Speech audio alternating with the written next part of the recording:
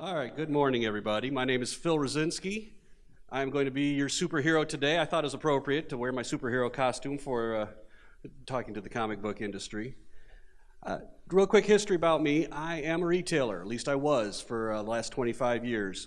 I owned the Toy House and Baby 2 in downtown Jackson, Michigan. We were the largest independent toy store in the country. Over 30,000 square feet, over 30,000 different items. And it was kind of funny when Diamond called me up to say, hey, Phil, we want you to come speak.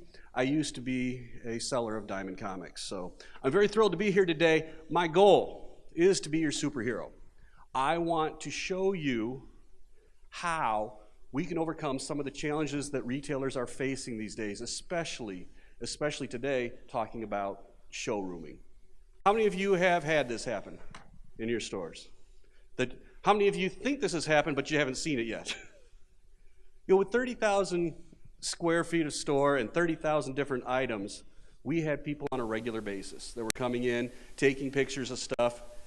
Some we knew what they were doing. Some, we weren't too sure exactly whether they were doing that or just sending a picture to their wife because it was the husband taking the picture, and he doesn't get to make the decision, right? But we had that situation. Here's the thing. The first thing I want you to understand about showrooming, most important thing, it's not new. It's not new. This isn't something that just started. People think, oh, since Amazon, now showrooming is a big deal. You know when it started? Way back here, when the second caveman built a wheel. Og said to all those people, hey, go see what Grog's building. I'll make you one better. It's been going on for ages. What's happened is the smartphone has made it more brazen, more blatant, more obvious. Something that we're seeing now on a regular basis that we didn't see before. We didn't know those showroomers. They came in, we just thought they were browsers. They say that you close about 2 out of 7 sales. Every time you have customers coming in, 2 out of 7, you get those people to buy. It's not a very high percentage. What are those other 5 doing? So, well, some of them were showrooming. So what I want to do is I want to talk to you about how things have changed and how we deal with and handle these showroomers and why they aren't as important as we think, why we need to kind of let some of them go. See, it's all really happened over the last few years, the way information has changed. We used to be the gatekeepers. You want to know something about toys? You had to come talk to me. You want to know something about baby products? You had to come talk to me. You want to know something about comic books? They had to come talk to you. That's changed. All that information is everywhere. On the internet, everywhere. Wikipedia, now it may not be accurate, but it's there. People find information, and isn't that the problem? They find information. They come into your store, and that information they have is what? Wrong. So that's the way things have changed. Information is free. It's supposed to be free. People expect to get information. Now they're using you. They're using the internet. They're looking for that information, and then they're going to go shopping where they want. Now, the real reason, though, showrooming exists is this. We're allowing it to happen. We're allowing it to happen. How many of you out there just don't have a good product selection? Raise your hand. Anybody? No? All right. How many of you are gouging the heck out of your customers price-wise? According to your customers, yeah. There you go. How many of you have lousy customer service? Treat your customers like crap. All right, one guy honest over there. I appreciate that. Thank you very, very much. But isn't that the truth? Every retailer thinks we have great selection, great pricing, great customer service. How many of you have had lousy customer service in the last 2 weeks? Yeah, we've all had it. Everyone thinks they have great customer service, but we don't. We don't. And that's why showrooming's happening. We haven't given our customers a reason to buy from us because we're not treating them well enough. They have all the power because they have the information at their fingertips. They have all the power. We just aren't giving them the kind of customer service that they need, that they expect. All right, answer me this question, true or false? Shout it out. All shoppers are concerned only about price. False. We know that's the case. It's not always about price, but you have to understand that some of them, it's all about price. Let's go back to 2008. We all remember that, right? How many of you were in business through the Great Recession? Yeah, that was fun, wasn't it? Here's the interesting thing. National Retail Federation did a survey in the height of the Great Recession, asking customers what's going to drive your purchases. 41% said deals and discounts. 12% everyday low prices. So what did every headline in America read? Price is what drives shoppers. Now, I don't know about you, but my math skills says 41 and 12 is 53%, right? Does that make sense? So that means 47% said what? Something other than price was what's going to drive their purchase. Now, 53% in an election apparently is a landslide. Isn't that what we hear? We have a mandate. But 47%, how many of you have 47% of the entire market in comic books? They're out there waiting for you. They don't care about price. See, there's two different types of customers. There is that price shopper. I call them the transactional customer. Now, what's a transactional customer? A transactional customer is a person who believes that he or she is the expert. They know. They know what they're talking about. They come in, they know exactly what they want. You guys recognize that customer, right? You know that person. They walk through your door, they know exactly what they want, and they are on a hunt to find it at the best price possible. They look at every transaction as an individual event. That's why we call them transactional. There's nothing about loyalty. There's nothing about going back to the same store. All they want to know is, how do I get the best price? They're driven by a fear, as we all are. That fear, paying too much. I know what I want. I'm going to go find out where's the best place to get it. That's your showrooming customer. They make up about 50 to maybe 60% of the market. That's it. 50 to 60% of the market. I'll give you an example to prove that point. Roy H. Williams, Wizard of Ads, guy that I studied with, was doing a presentation in a room like this. He had 300 marketing people for grocery store chains around the country. And he asked them, how many of you believe price is what drives your business? 290 hands went up. He says, how many of you have a loyalty card? Some kind of a program, a swipe card that you swipe when people are at the register. And about half the hands in that room went up, and he said, all right, how well does it work? This one guy stood up and he said, oh man, ours is great. 43% of our customers use that loyalty card.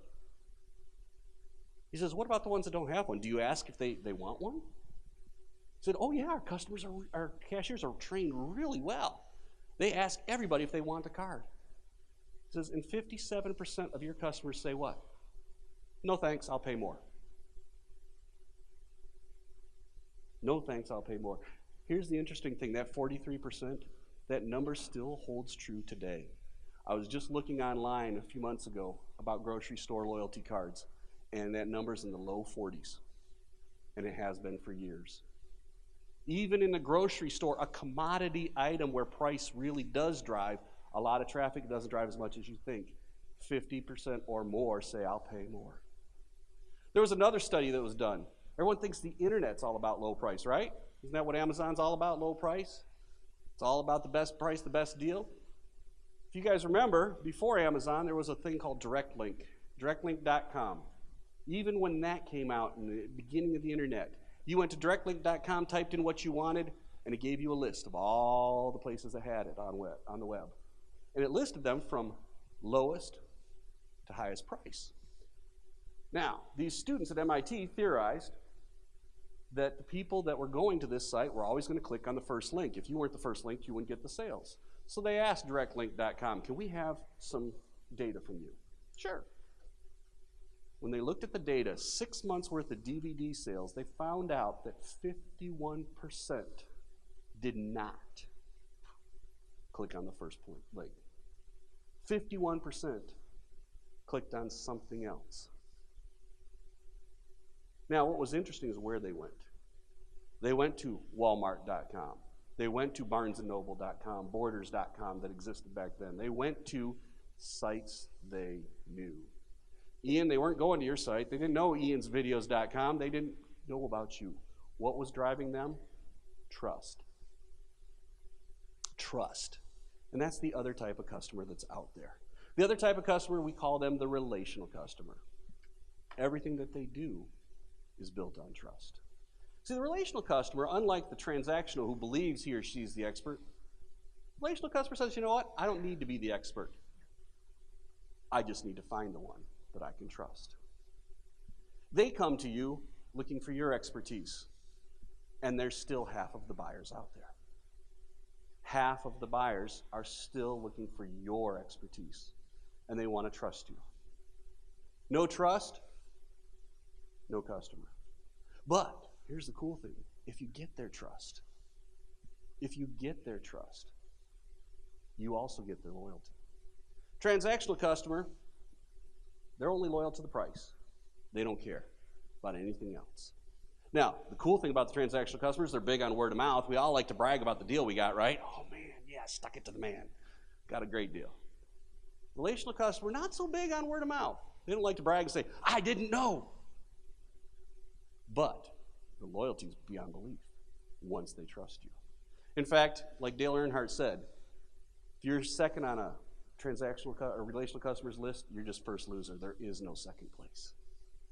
You need to be that customer or that store that they trust. That's what they want. That's what they want. So let's look at some numbers real quick here. All right, we got relational, transactional. We know that they're about 50-50 in the buyers, and every study that's ever been done looking at this comes up with the same numbers. It might skew 40-60, but it's still a pretty high percentage of the buyers. But here's the interesting thing. The traffic. This is why we feel that every customer walking through the door is asking about price. Transactional customers doing what? They're going all over town to find the best deal. They'll visit multiple stores. Relational customer, one store only. That's the only place they're going. Once they find that store, they don't go anywhere else. They go back time and time again. Now, because the transactional customer's only buying what you have on sale, they aren't very good with the dollars. You only get 40% of your sales and 30% of your profit. Take a look at that. Pretty obvious, isn't it? Where the money comes from.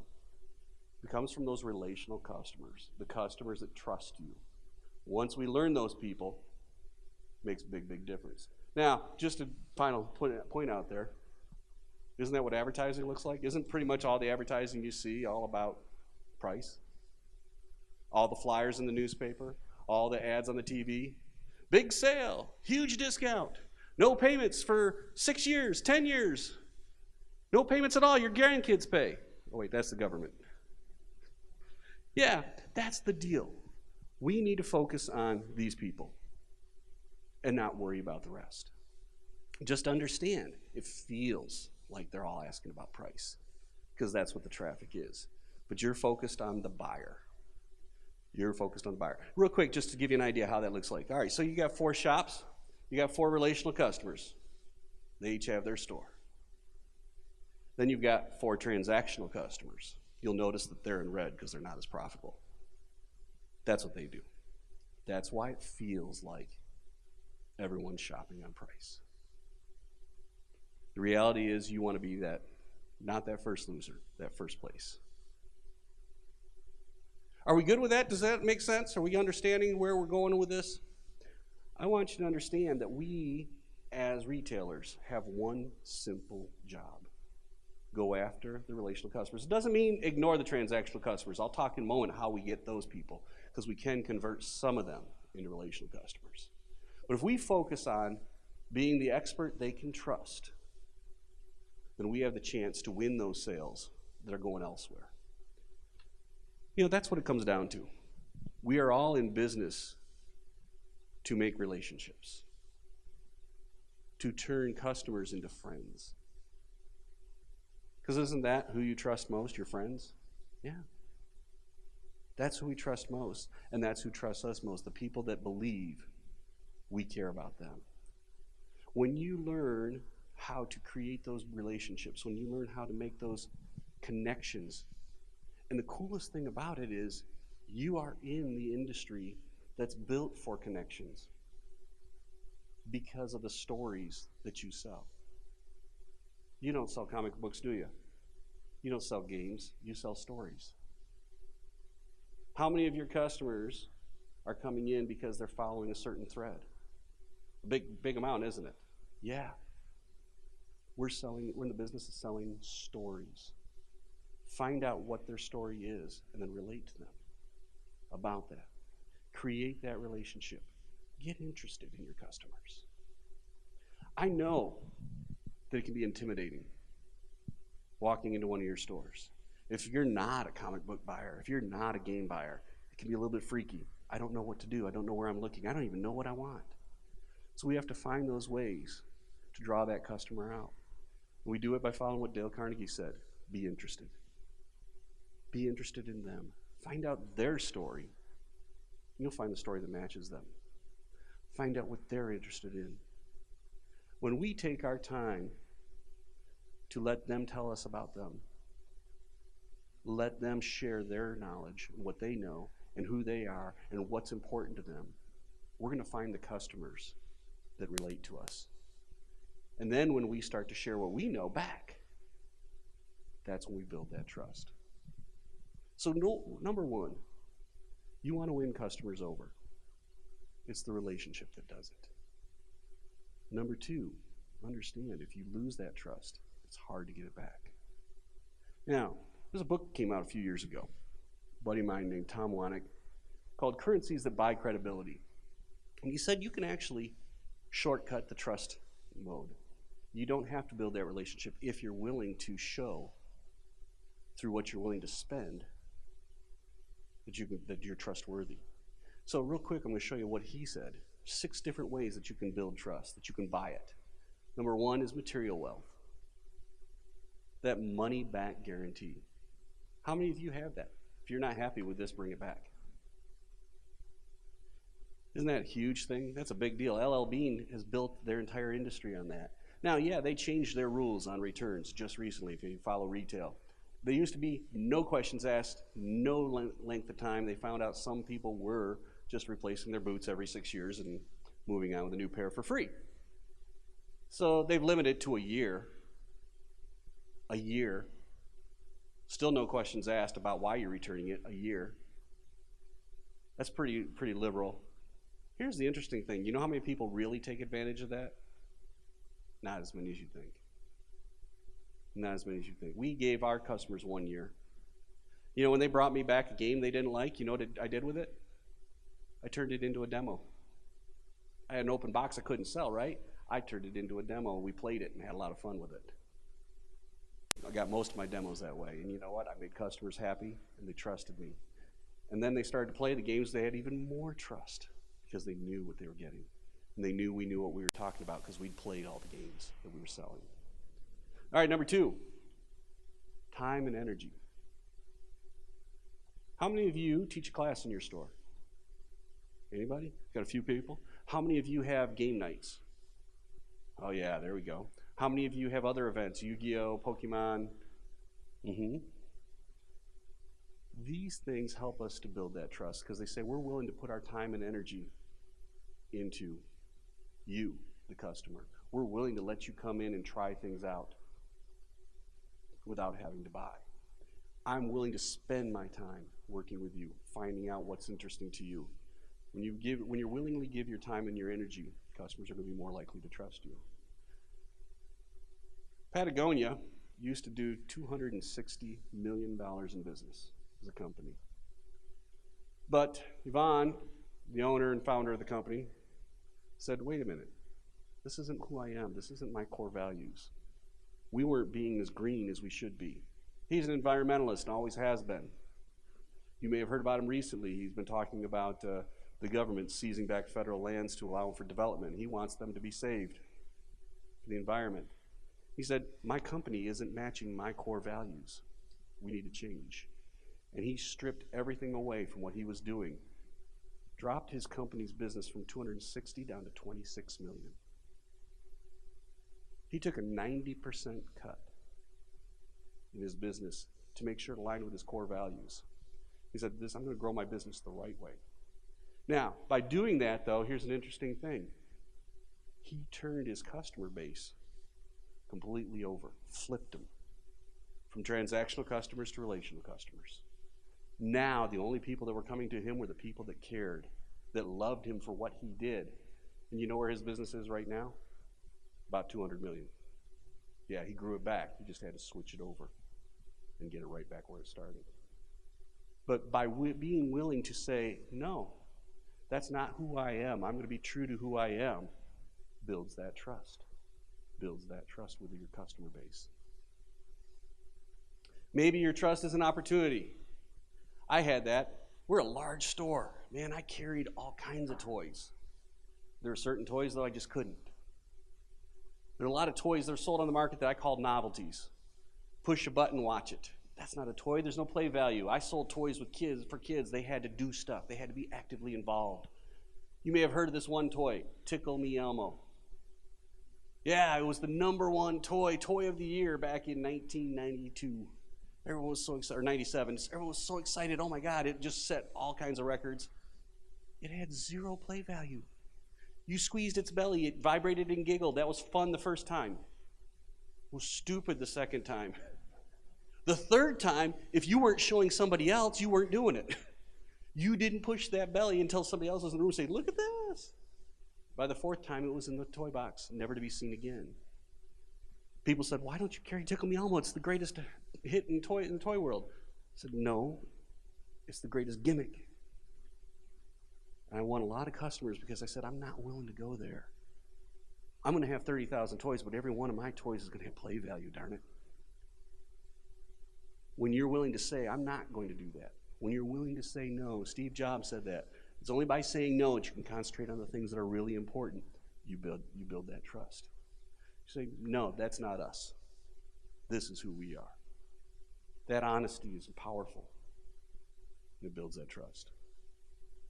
Power and control is another one of those things that you can use. When you give your customers control, when you give them the power to decide what they want to do, how they want to interact, how they want to use your store, when you say, yeah, we can do that. How many times have you been asked that question? I have a friend of mine who's got a toy store over in Minneapolis. She has on her wall up front a little clipboard. It's called the no list. No as in N-O and no as in K-N-O-W. It's the no list. Every single time somebody comes up and says, do you have this item? And they say no, they write that item on the list. The way they look at it is, if the customer's asking me for this item, that customer thinks I'm the place that would have this item. I need to look into, why am I not carrying it? Maybe there's a valid reason. Maybe it's a Tickle Me Elmo. Maybe there's a valid reason I can't get it, my suppliers don't have it. Or maybe that reason is, I didn't realize that customers thought I should be carrying this item. That's a good opportunity for me. You're giving the power to the customer. The no, K-N-O-W. Anytime somebody asks something and you had to answer a question, write that down too. This is stuff our customers don't know. And they were able to adjust their website to match what the customers were asking. They were able to adjust their inventory to match what the customers were asking. They gave their customers power and control. And it worked. It worked. Google gives their employees power by giving them 20% time. 1 out of 5 days a week, they get to do whatever they want, work on whatever project they want, not the one they're hired for. This is a Zingerman's Deli in Ann Arbor. They do $18 million in business as a deli. Well, they have a deli, they have a bakery, they have a restaurant, they have a whole bunch of different businesses. They even have a training program. But here's the thing that's interesting about them. The reason I know they do 18 million, their books are open. Every employee knows every single line on their financial statement. And every customer that wants to know can know it too. That's power and control. They let you know what they're doing. And it seems to be working out quite well for them. Last but not least, the one that doesn't apply to you, safety and well-being. Yeah, no, don't shoot yourself. Please don't do that. Please don't do that. But here's the thing. I want you to understand, our job is really simple. Be the expert that the customer can trust. You will win your relational customers. And you won't worry so much about the showroomers. You'll win those people over and they'll say, yeah, that's my store. What are you willing to concede to them? What are you willing to give them to build that trust? Figure that one out, and you'll start to see your conversions going up. So let's talk about that other expert, the one that thinks that he or she is the expert. Isn't that the truth, what Colin Powell said? More data than judgment. Yes, they have information. Oh, they've got a ton of information at their fingertips. They know. At the same time, they don't. They think they know more than you, and that's okay. Cool, let them. Let them think they know more than you. At the same time, share with them what you do know. Help give them perspective for that. Help them understand the information that they have so they can use it properly and make the best decision. Because that's really what it comes down to. At the end of the day, they think they want product X. And maybe they do. And maybe all your job is simply say, here's my product X, here's my price. And go from there. Or maybe you might say, hey, you know what, I got a different idea for you. I've got a hardware store in downtown Jackson. I walk into that store like this. And I walk to the back, and there's a guy standing there, he looks at my hand, he goes, oh, you're fixing your windows. You don't want to use that, Phil. I love these guys. Kasslers, yes, you got it, Kasslers. I walk in, I say, help. Hammond does the same thing for me, two wonderful hardware stores. But that's the thing. They give me the knowledge. And they help me understand, no, don't use that. Use something else. It works better. So how do we deal with these transactional customers? Well, first you have to recognize them. They're easy. They're so simple to spot because this is what they do. They walk in and they say, how much? What's the price? I'm looking for X. Do you have it? How much is it? Now, how you answer that question goes a long way towards whether you can win this transactional customer over or not. And the interesting thing is, the price itself doesn't matter. What matters is what you think about that price, the confidence you have in that price. See, if you know your prices are more expensive than other people, how do you start that question? Well, let me tell you what you get first, right? Isn't that how we start that? How much? Well, before I tell you that, let me tell you, when you buy this, you're going to get X and Y and Z. Oh, and you're going to get A, B, and C. Oh, and we're going to also do this, and we'll throw in for you. And what happens to the customer's perception of that price? The more you talk about it before you give them that number, the higher that price feels to them. That's the way they go. And by the time you get around to answering the question they asked, they've already tuned you out. They're already no longer interested. They've already decided you're too expensive. You've shown them that you're not confident in your pricing. You've shown them that you're not feeling good about that pricing, so you have to justify it first. And if you're not feeling good about it, I guarantee you they aren't either. You have to change that around. If someone says how much, the first word out of your mouth better be a number. Better be a number. How much? X. Oh, before you say that number, take a deep breath. X. And with that price you get, and start to tell them all the wonderful things you will do for them. Free gift wrapping, packaging, extra pieces, whatever it is that you offer, knowledge, use, whatever it is, money back guarantee, whatever it is, start telling them all the things you will offer. And what happens is every time you add a new thing that you offer with that price, the perception of the price goes down. Now in your industry, it's maybe not quite the same, maybe not as easy. So there are some other ways that we can tie into these customers and get them to buy. One of those things is cause marketing.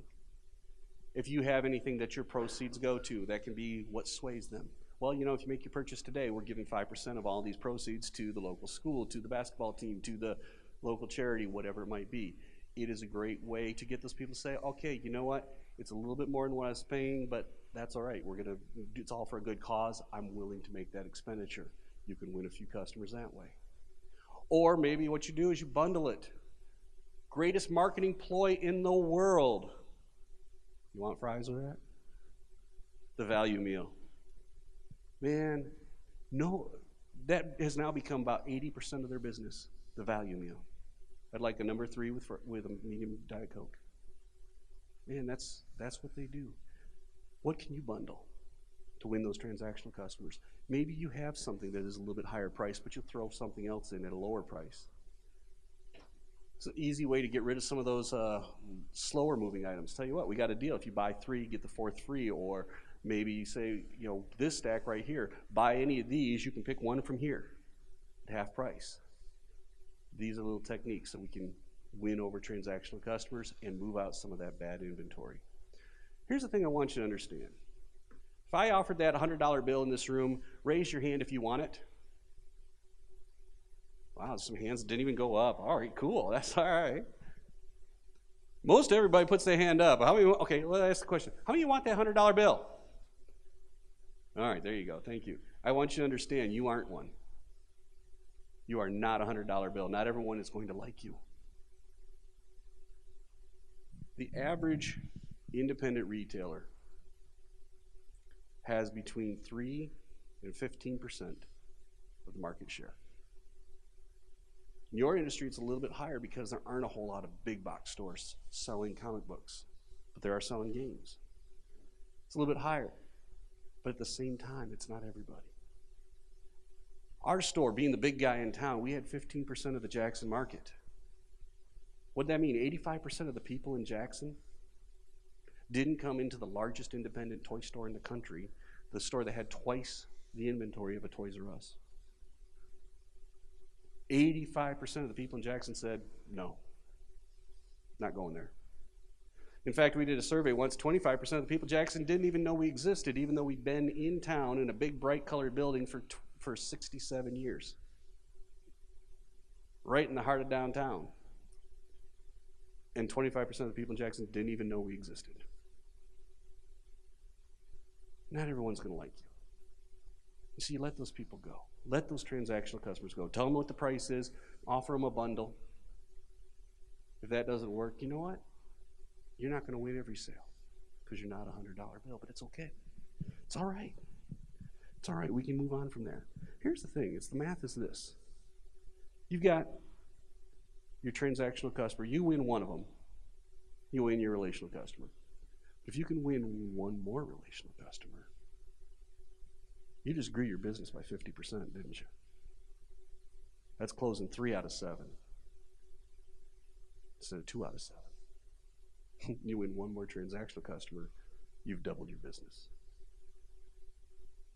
Transactional customer, they are built on the price, on the fear of paying too much. We help them out. We let them know what our price is. We let them know what we can give them for that price. We give them the bundles and the discounts maybe that they want. We use them to move out that slow-moving merchandise. We use them to get rid of the dogs. We have a big sale every summer, the summer fun sale at the Toy House.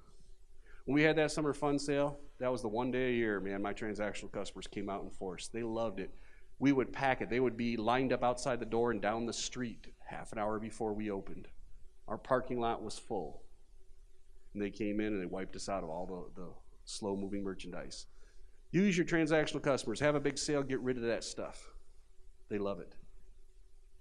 But then build the trust with everybody else. When you focus on that trust, you're not going to worry about the 1 or 2 people that come in with a phone, start scanning barcodes. They're there. They've always been there. And they're blatant as ever. And you know what? Don't let them bother you.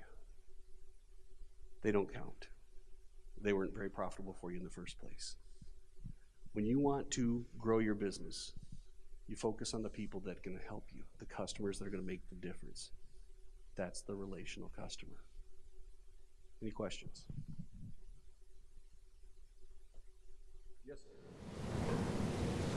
Many times people might be a transactional customer or a relationship customer, and I was thinking about your example of the big sale. Do you have any advice on dealing with people who have elements of both, or Do I have any details about people that have elements of both? Yes. Understand that we all are both. We are transactional in certain categories, and we are relational in others. For instance, I'm a fairly relational person. I have my shops that I like to go to. But I drink Diet Mountain Dew in large quantities. Very large quantities. Too large. I'll go wherever the deal is. My dad, I still couldn't go to Walmart for years because I hate them, couldn't stand them. But my dad, who's also very relational, he's got his garden store, and he goes there, and that's the only garden store he'll go. But he'd go to Walmart because Diet Pepsi was on sale. He drinks Diet Pepsi more than I drink Diet Mountain Dew. And so he'll go to Walmart. He says, but Phil, I'm only buying the Diet Pepsi that's on sale. I'm sticking it to him, that lost leader. Ha! So yeah, everyone has that both elements. What happens is price becomes the default. If we don't give them a reason to trust us, if we don't create the relationship, price is the default, and we'll go there. So how do you deal with people that are both? They're going to be both depending on how we treat them. So they might come in as transactional, but if you start working on them and working on that relationship, find out what's driving them. Why do they want this particular item? They came in asking for a particular item. Why? Why do they want it? Because that's what my sister told me I had to have. That's what we got in the baby department all the time. My sister said, I need this. I said, yeah, your sister had a baby 4 years ago. That doesn't even exist anymore. We've got a lot better things than that. But that's what we do, is we start by finding out why I'm building that relationship. And yes, you can turn them into a relational customer because they have that element in them. Good question. Yes, sir. I have a variant of that question. We have, I'm going to get really specific really quickly here. Okay. We have obviously subscriptions, I'm sure everybody has those, where we get a customer to fill out a sheet or whatever to reserve their books. Okay. People reserve their books. I have relational customers who, not too many of them, but I have relational customers who I see every week. They buy what they buy, but God damn it, I can't convince them to fill out a sheet to save the damn life. And I mean, and even trying to communicate to them that, look, this is good for both of us. This is good for you because you're going to get books that you want. You're never going to, there's never going to be anything that's sold out, and it allows me to pre-order in perfect quantities because I know what everybody wants. There are certain people that come in every week. I just can't get them to commit to something. Those people that you can't get to commit, that's the 57% of the people at the grocery store that don't have that card. They're going to the grocery store every week and they don't put in their ID. They don't have a little swipe card. I mean, man, I've got it at Kroger, I've got it at Meijer, I've got it at Polly's, I've got it at Rite Aid. I've got my Plenty card, I've got my Speedway card. Man, I take advantage of all those things if you want to give it to me, but I'm always going to go to Rite Aid for my drugs because that's where my prescriptions always go, and so that's where I just go, is right down the street from me. They would have got my business without it, and I take advantage of it, but that doesn't mean that there's not the reverse, the people that don't take advantage of it even though they go there every single day. You're not, don't worry about them. Just say, hey, you know what? You're paying full price and that's cool, and I just have to work with you a little bit differently. What you're doing is you're ceding the power and control to them. You're actually building trust that way. They're saying, I get to do things my way, not your way, and they're fine with that. So just accept them for who they are. Say, yeah, it's not the best, but you know what? You're in every week. I love you. I love you. Sir. I don't want to ask this just into the 50% answer, right? But let's say there's a marketplace where, because of factors like internet sales, so on and so forth, right? The general trend is price devaluation. Trade paperbacks as a line are often down to 50% of cover price or things like that, right? Like maybe this is a little tangential, but I've got relationship guys, but I watch my gross sales in a category decline 30, 40, 50% because I'm at cover price when a thing's 50% off. Is there you see what I'm saying? Like, is there a connection? There is a connection, yes. We had that. We were selling the Harry Potter books, and sure enough, when the new releases would come out, they were at Borders, Barnes & Noble, and Amazon, all at 30, 40, 50% off cover, at my cost, really, and that was killing us. And we had our price. We left it at our price. We realized those were things we weren't going to sell a lot of, but I made up my money on other stuff. And I recognized there's certain areas that you have to be a little bit more price sensitive. There's certain areas where you're going to lose some margin on that. You find where you can make it up in other places and play that game. Realistically, you know, even with the relational customer, you can't be that far off. We've tried in the past to sell different versions of Lincoln Logs, but if they're double the price of Lincoln Logs, we aren't going to get our customers to buy that. They aren't that much better. So we found where we had to play the game. And sometimes we would take our losses on those new releases and we made it up where? On the backlist. So we just found that medium there and said, all right, we have to find that way to make up the money someplace else. We'll take our losses here and win it back someplace else. It's a good question. Ian?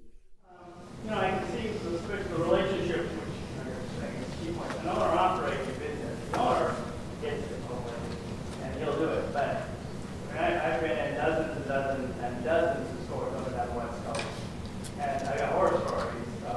But I will go into those. But a lot of the clerks aren't salespeople. They're not. I mean, to know that many product lines and be a clerk, you're in a nuts and bolts. You're making $65,000 a year. Pretty sure none of us paying a clerk $65,000 a year. So how do you work with your staff? That's a whole nother presentation. How do you work with your staff on that? I don't think we have enough time for that one, but I do have that presentation. You can hire me for this next year. We'll talk all right about that. No, real quick to answer that question, it is important that we are training our staff. It is incredibly important that we are teaching them this stuff. Because I don't think I told you anything you didn't already know. I'm preaching to the choir in this room, but your frontline staff needs to know this. And hopefully you've gotten that handout so that you can take them back to your frontline staff and say, here's the deal. Our biggest issue that we run in with our frontline staff is they want to sell out of their own pocketbook. And most of them are low-income people. And so their pocketbook isn't that deep. And they can't understand why somebody would pay $100 or $500 for something that you can buy $1.99 for a different version. It doesn't make sense to them. They don't get the collector market at all. So you got to train them. You got to teach them. You got to show them through your actions, through your modeling, this is how we do it. This is how we create that trust. They have that opportunity because they have the knowledge, but they have to be taught how to build a relationship. More often than not, the people in your stores are there because they love your product. Your employees love what you sell. That's not uncommon. It's very common in all retail. Now you got to teach them how to be sellers. Build that relationship. Good question. Got time for one more. I'm going to go over here. Yeah, quick one. Do you have any specific advice for us with the demise of Toys R Us, especially as I see it looks like KB is going to snatch up some of that inventory and presumably sell it at a discount for... Good question. What do we do about Toys R Us? I am talking about that because I've been in the toy industry. I've just written some articles for the toy industry. I've got an article coming out in EdPlay a little bit later this next month in May about that. Now, here's the thing that you need to understand. What's happened with Toys R Us is they still had over 100 million customers. That's a lot of people. Those people are looking for a new place to go, and Amazon and Walmart aren't the places they want to go. Because if they were, they'd gone already. They'd have gone already. Why they went to Toys R Us instead of Walmart was it was a better experience. You know, how many of you said, hey, let's take the kids to Walmart, won't that be fun? No. No one has ever said that. That doesn't exist. That phrase doesn't, unless they're still in their pajamas. So, but that's, they went to Toys R Us for that experience. They went for Toys R Us to see everything that Toys R Us had. They went for the selection and experience. That's what they're looking for, the experience. There's a lot of those customers that are still looking for an experience store. And they're going to go to the independent toy stores. They're going to go to the game stores. They're going to go to places like you, looking for an experience, a fun place to take the kids, browse, shop, see, touch, feel. That's what they want. You did have a question. Oh, real quick. How do you turn the people who are there to get free comic books into the customers that you've been trying since 2000? it's all about the relationship. If your free comic book day is too busy to get enough people to come in, or to get enough staff to talk to everybody, rethink that. Rethink that and start thinking about how do we get enough staff to talk to people, build those relationships. How do we collect their email addresses? How do we get to know more about them? How do we chat, talk, show trust? If you find that way, build that relationship. Think about it. Okay, yeah, they're here for the free comic book, but we can build that relationship. All right, real quick before I wrap up here, I want to give you two different things to think about. Number one, I have a website called philsforum.com. I want you to go there, and I want you to go check out the free resources section. That is all the different handouts for all the different talks that I do. There's some really good stuff in there, and it's all downloadable for free. Share it, have fun with it. So sign up for the blog. Every about 3 or 4 times a week, I write a blog talking about everything retailers need to know. And also come see me and talk to me about the different books that I have. I want to thank you guys very, very much for your time today. Thank you.